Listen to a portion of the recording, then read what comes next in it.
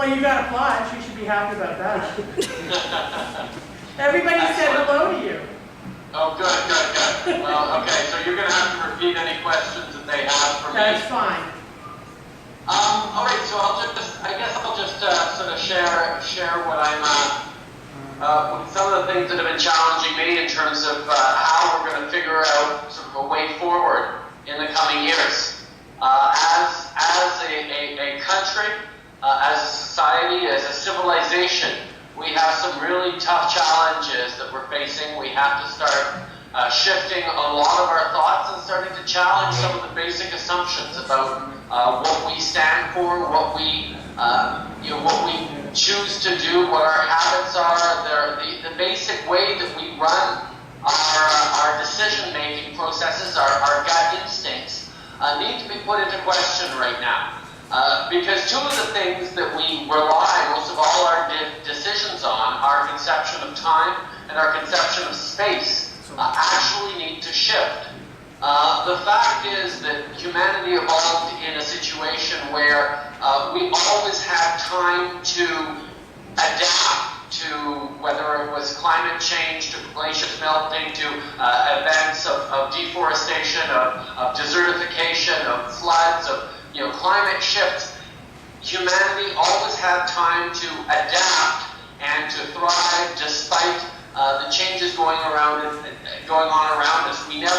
We're designed to react to instant danger, immediate danger. We're not designed to feel an urgency about long, slow, but inevitable change.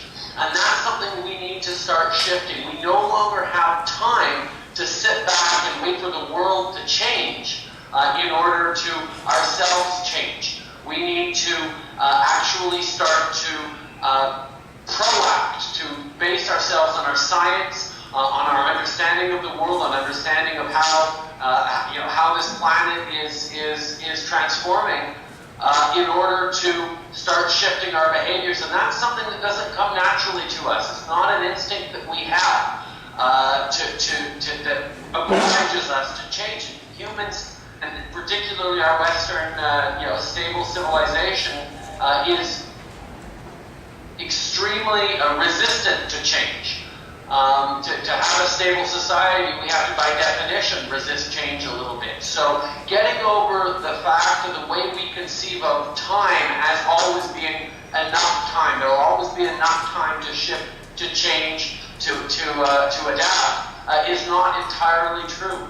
The pace of change, the pace of civilization has accelerated so much that we now need to be a lot smarter. We can't necessarily trust our instincts about how much time we have, and we can't sort of put off till tomorrow the tough decisions. We have to start making them now, because 10 years from now, 20 years from now, a generation from now, the kinds of decisions that will have to be taken by our children will be much more difficult and more impossible than the decisions we'd have to take now in order to set our children on the right path. So we need to shift the way we think about time. We need to shift also the way we think about space.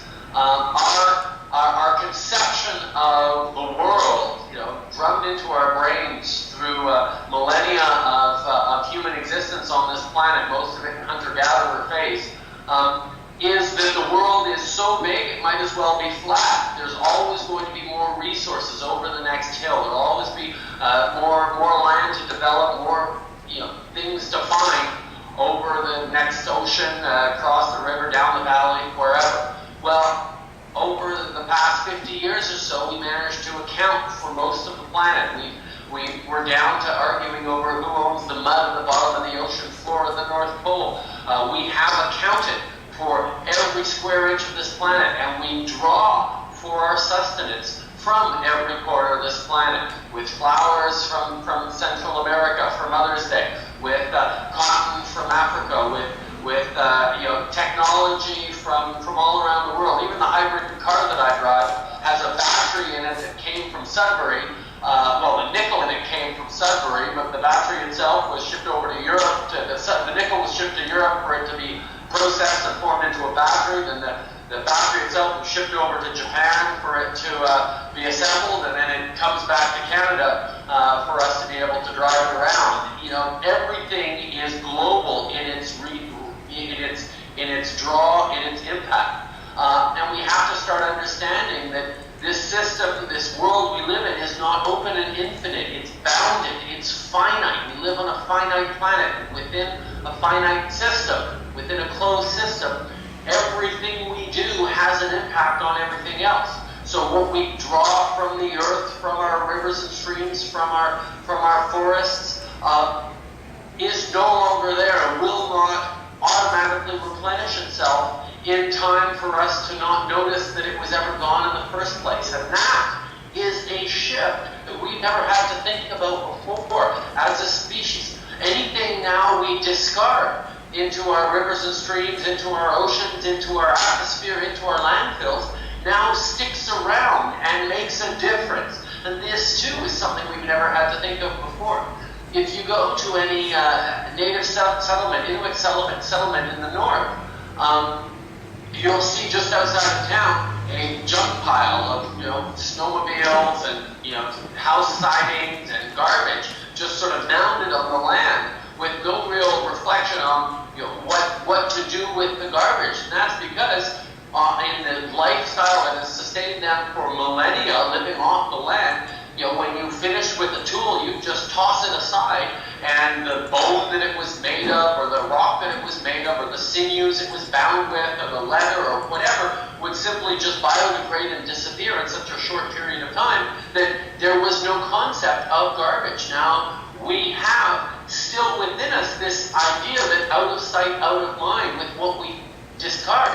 But within the reality of the fact that we filled up this planet with our footprint, with the space we take, with what we draw, with what we discard, we can no longer consider we live in an infinite open system.